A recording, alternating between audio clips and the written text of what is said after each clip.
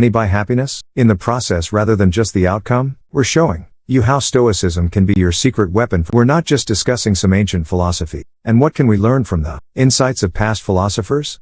Welcome to the channel. In today's episode, we're picking up from where we left off in our ongoing series. If you're new or missed our last video, you can catch up by checking out the playlist at the end of this video. These lessons go beyond mere educational content. They're a comprehensive, daily guide to living. Make sure to subscribe so you don't miss any upcoming episodes. Show your support by liking the video and leaving a keep it up in the comments below. In this episode, we're not just discussing some ancient philosophy. We're showing you how Stoicism can be your secret weapon for tackling modern life's challenges. We'll delve into how to rethink your relationship with money, discover deeper significance in your daily habits, and train your mind to concentrate on what truly matters. We'll address questions such as, can money buy happiness? How can we find joy in the process rather than just the outcome? And what can we learn from the insights of past philosophers? As Seneca said, luck is what happens when preparation meets opportunity. So, if you're ready to clear your mind, simplify your life, and harness the power of Stoic wisdom, hit that like button, subscribe,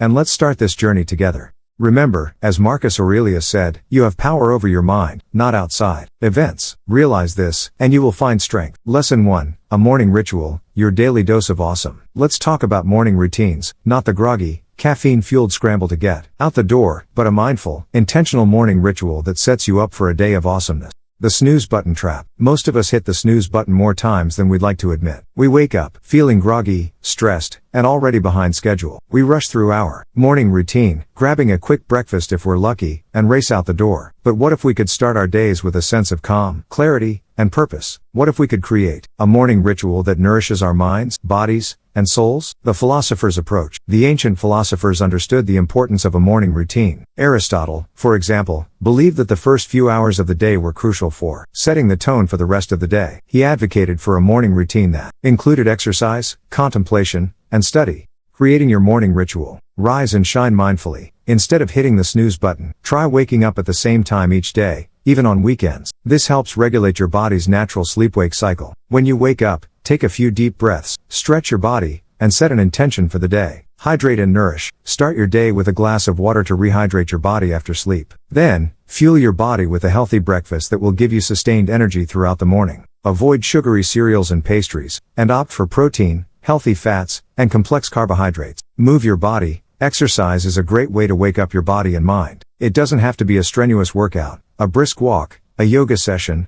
or even a few minutes of stretching can do wonders for your energy levels and mood. Feed your mind. Spend some time each morning reading, journaling, or meditating. This will help you clear your head, focus your thoughts, and set a positive tone for the day. As Marcus Aurelius put it, when you arise in the morning, think of what a precious privilege it is to be alive, to breathe, to think, to enjoy, to love. Plan your day. Take a few minutes to review your calendar, prioritize your tasks, and set realistic goals for the day. This will help you stay focused and avoid feeling overwhelmed.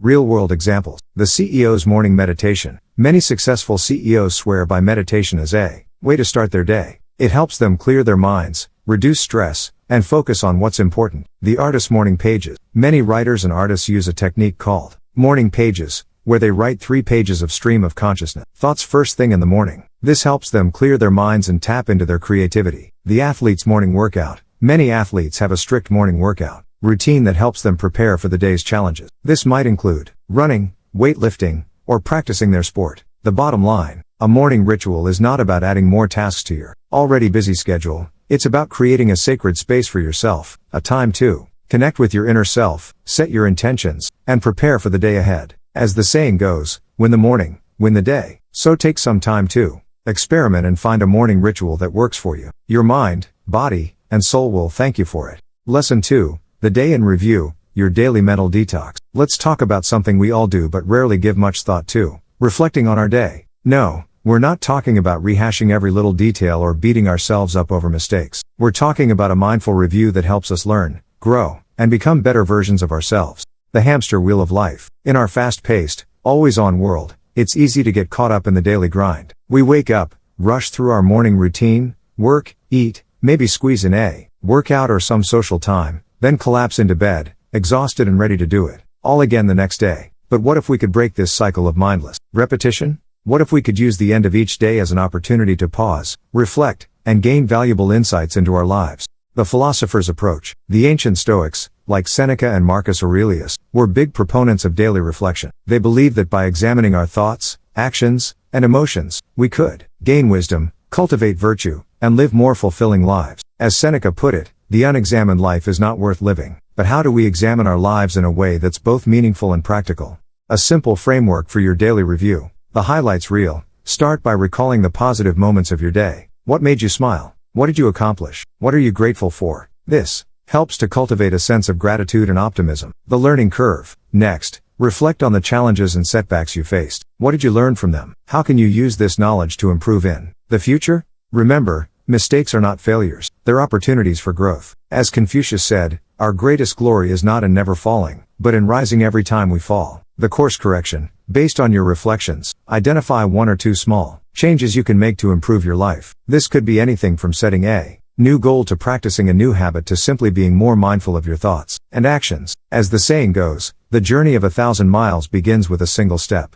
Real-world examples. The journaling CEO. Many successful CEOs keep a daily journal to reflect on their experiences, capture their thoughts, and track their progress towards their goals. The mindful athlete. Athletes often use visualization and mental rehearsal techniques to review their performance, identify areas for improvement, and prepare for future competition. The grateful parent. Parents can use bedtime routines with their children too. Reflect on the day's events, express gratitude for the good things that happened, and learn from any mistakes or challenges. The bottom line. The day in review is not about dwelling on the past or obsessing over what went wrong. It's about learning from our experiences, celebrating our successes, and making small, incremental improvements that lead to big changes over time. As the philosopher Heraclitus said, the only constant in life is change. By embracing change and using reflection as a tool for growth, we can navigate life's ups and downs with more grace, resilience, and wisdom. Lesson 3. The truth about money. It ain't what you think. Let's have a heart-to-heart about the almighty dollar. We're not talking about budgeting tips or investment strategies, although those are important too. We're talking about the deeper meaning of money, its role in our lives, and the often misunderstood relationship between money and happiness. The golden handcuffs. In our society, money is often seen as the ultimate goal. We're told that more money equals more happiness, more freedom, more success. But is that really true? As the philosopher Epicurus put it, wealth consists not in having great possessions, but in having few wants. In other words, it's not about how much money you have, but how much you need. And the truth is, most of us need a lot less than we think we do. The hedonic treadmill. Have you ever noticed that no matter how much money you make, you always seem to want more? That's because of something called the hedonic treadmill. It's the idea that we quickly adapt to our circumstances, so even when we get a raise or a bonus, the initial boost of happiness is short-lived. We quickly return to our baseline level of happiness and then start wanting more. The money trap. The pursuit of money can become a trap, leading us to sacrifice our time, our health, our relationships, and our values. We work long hours, neglect our families, and put our own well-being on the back burner, all in the name of making more money. But at what cost? As Seneca said, it is not the man who has too little, but the man who craves more, that is poor. The true value of money. Money, in and of itself, is not inherently good or bad. It's a tool, a means to an end, not an end in itself. The key is to use money wisely, in a way that aligns with our values and brings us true happiness and fulfillment. The philosopher's approach. The ancient philosophers had a lot to say about money and its role in our lives. Aristotle believed that wealth should be used to support a life of virtue and happiness. Epicurus argued that the key to happiness is not accumulating more wealth, but learning to be content with what we have. And the Stoics taught that true wealth comes from inner peace and self-mastery, not from external possession. Practical tips for a healthier relationship with money. Know your values. Before you can use money in a way that aligns with your values, you need to know what your values are. Take some time to reflect on what's truly important to you, your family, your health, your personal growth, your community, and make sure your spending reflects those values. Live within your means. This may seem obvious, but it's worth repeating. Don't spend more than you earn. Create a budget, track your expenses, and make sure you're living within your means. As Seneca said, wealth is the slave of a wise man, the master of a fool. Invest in experiences. Research shows that spending money on experiences, like travel, hobbies, and quality time with loved ones, brings more lasting happiness than spending money on material possession. So instead of buying more stuff, invest in experiences that enrich your life and create lasting memories. Give back. One of the most fulfilling ways to use money is to help others. Whether it's donating to charity, supporting a friend in need, or simply being generous with your time and resources. Giving back can bring a sense of purpose and satisfaction that money alone can't buy. Real-world examples. The frugal millionaire. Many self-made millionaires are surprisingly frugal. They live modestly, save diligently, and invest wisely, focusing on financial independence rather than conspicuous consumption. The experience seeker. People who prioritize experiences over material possessions tend to be happier and more fulfilled. They seek out new adventures, create lasting memories, and build stronger relationships. The philanthropist. Many wealthy individuals use their money to make a positive impact on the world. They support causes they care about, fund important research, and help those in need. The bottom line. Money is a powerful tool, but it's not the key to happiness. By understanding its true value, living within our means, investing in experiences, and giving back, we can create a healthier, more fulfilling relationship with money. As the philosopher Epictetus said, wealth consists not in having great possessions, but in having few wants. So let's focus on what truly matters and use money as a means to create a life of purpose, joy, and abundance. Lesson 4. Unplug and reconnect, the digital detox. Let's talk about something we're all a little too familiar with: screen time. Whether it's our smartphones, tablets, laptops, or TVs, we're spending more time than ever staring at screens. And while technology has brought many benefits, it's also taking a toll on our mental and physical well-being. So, how can we unplug and reconnect with the world around us? The digital dilemma. In today's hyper-connected world, we're constantly bombarded with information, notifications, and distractions. We check our phones first thing in the morning, scroll through social media during meals, and binge-watch TV shows late into the night. But all this screen time comes at a cost. It can lead to eye strain, poor sleep,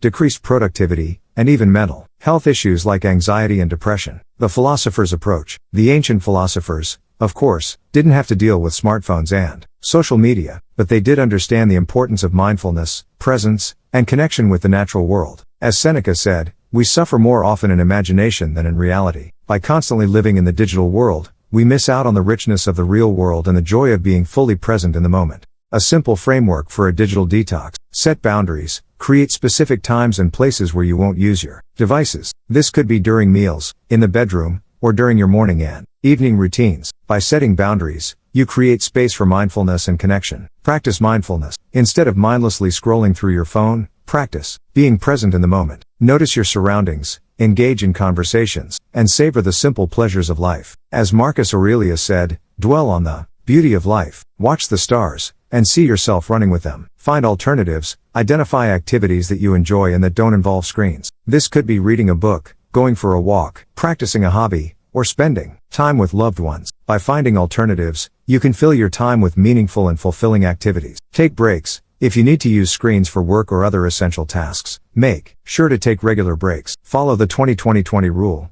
Every 20 minutes, take a 20-second break, and look at something 20 feet away. This helps reduce eye strain and improve focus. Reflect and adjust. Regularly reflect on your screen time habits and make adjustments as needed. Notice how different activities make you feel and prioritize those that bring you joy, peace, and connection. Real-world examples. The digital nomad. Many people are choosing to live a more intentional, minimalist lifestyle by reducing their screen time and focusing on experiences and relationships. They travel, explore, and connect with the world in meaningful ways. The mindful parent. Parents can create tech-free zones and times at home too. Encourage quality family time and foster deeper connections with their children. The nature lover. Spending time in nature is a great way to unplug and reconnect. Whether it's hiking, camping, or simply taking a walk in the park, being in nature can help reduce stress, improve mood, and enhance overall well-being. The bottom line. A digital detox is not about completely eliminating technology from your life. It's about finding balance and creating space for the things that truly matter. By setting boundaries, practicing mindfulness, finding alternatives, taking breaks, and reflecting on your habits, you can create a healthier relationship with technology and reconnect with the beauty and richness of the real world. As the philosopher Thoreau said, simplify, simplify. So let's simplify our digital lives and make room for what truly matters.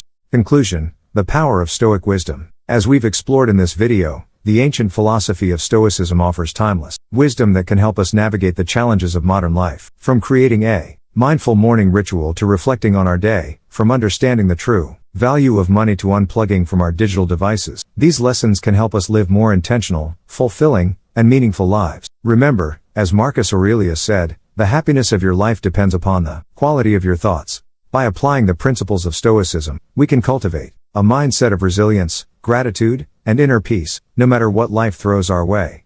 Thank you for joining us on this journey. If you found this video helpful, please give it a thumbs up, share it with your friends, and subscribe to our channel for more videos on self-development and Stoic wisdom. And don't forget to leave a comment below with your thoughts and experiences. We'd love to hear from you. Until next time, stay mindful, stay strong, and stay awesome.